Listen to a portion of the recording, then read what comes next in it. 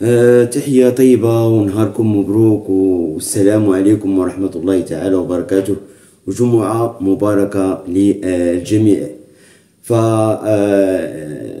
كما لا ننسى أن نهنئ المرأة المغربية وعبرها المرأة العالمية في عيدهن الأممي، يعني اعترافا لهن بالتضحيات التي يقدمنها في جميع المجالات ديال الحياة ديال الإنسانية. فموضوعنا اليوم سيقتصر على الصورة في معناها السيميولوجي، واللي كيعني بدوره علم الدلالة أو الإشارات أو العلامات التي يعرفها أهل هذا العلم أنها علامة دالة. أي الصورة كتعتمد على واحد المنظومة ثلاثية من العلاقات بين مجموعة من العناصر، واللي هي أولا مادة التعبير. مناش كتكون هذه المادة ديال التعبير واللي كتعني الألوان والخطوط والمسافات. ثانيا أشكال ديال هذا التعبير، هذا الشكل ديال التعبير، وهي التكوينات التصويرية للأشياء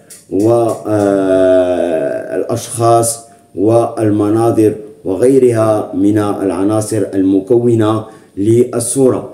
فثالثا وأخيرا مضمون التعبير، وكيشمل المحتوى الثقافي ديال الصورة من ناحية الأبنية الدلالية ديالها المشكلة لهذا المضمون.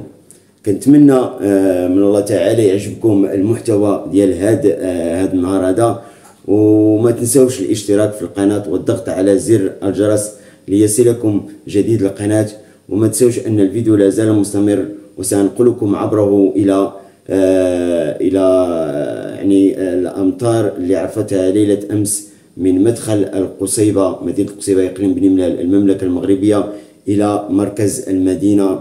نتمنى يعجبكم الفيديو، وتحية طيبة ونهاركم مبروك ورمضان مبارك كريم، الله يدخله علينا بالصحة والسلام وراحة البال ومقبول إن شاء الله تعالى من الجميع. والسلام عليكم ورحمة الله تعالى وبركاته.